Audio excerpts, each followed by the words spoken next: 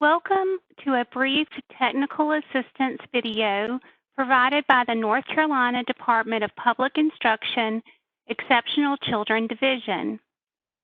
This tip sheet is designed to crosswalk the eligibility worksheet for specific learning disabilities with the new policy changes effective July 1, 2020.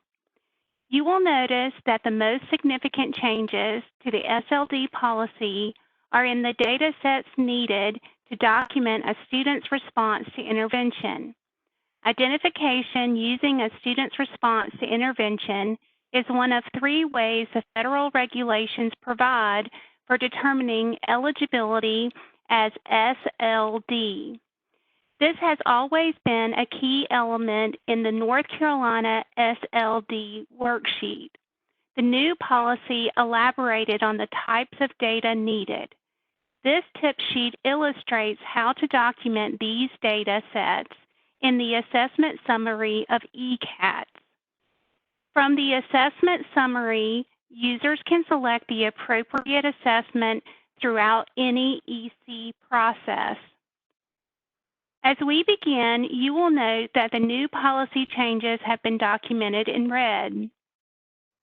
The corresponding evaluation screenings documented in the assessment summary are listed in blue.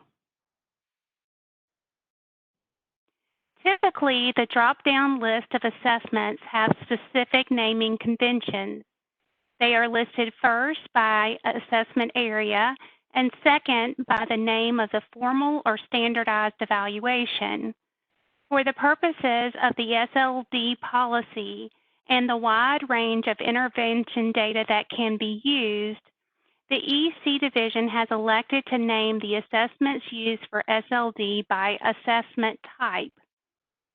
The user can cite the specific tool in the assessment narrative when the results are summarized.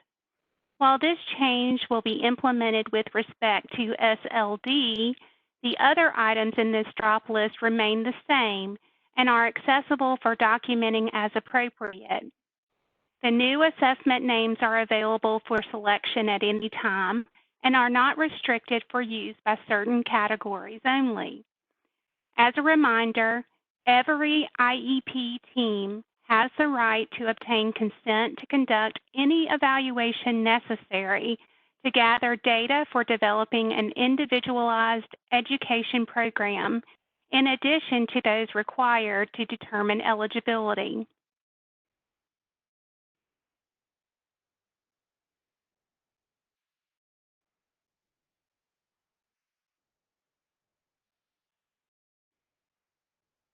The next part of the eligibility worksheet identifies the criteria for determining eligibility. The data brought in from the assessment summary and gathered through the evaluation process are used to guide the IEP team when considering whether or not the difficulties the child is experiencing is a result of inadequate academic achievement, insufficient rate of progress, or other root causes such as other disabilities, limited English proficiency, etc. A tool that may be helpful in conducting this analysis is the SLD Criteria Data Mapping Template. This tool has been previously shared through other technical assistance activities provided by the EC Division.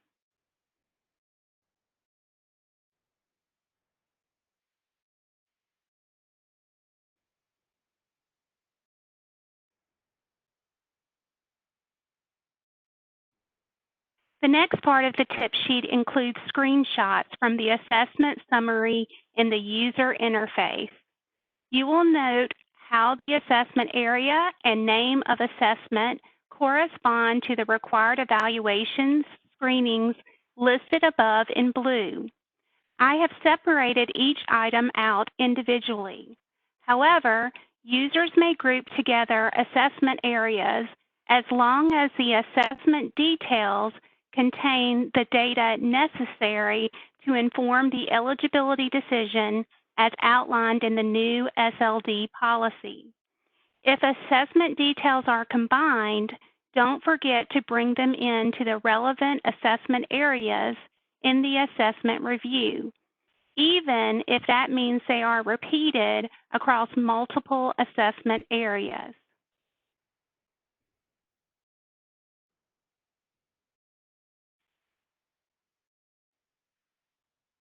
The next screenshot is of the assessment area.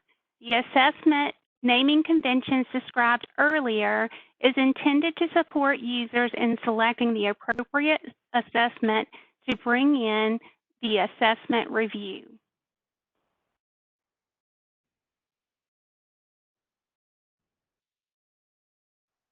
The final screenshot on this tip sheet illustrates the assessment drop-down list. This is where users will be able to locate the assessment names listed in blue in the required evaluation screenings in the SLD worksheet at the beginning of this document.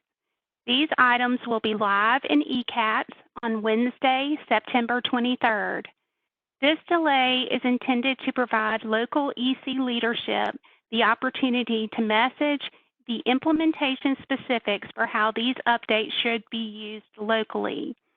If you are an EC teacher or case manager and have questions, please contact your local EC leadership team. Thank you.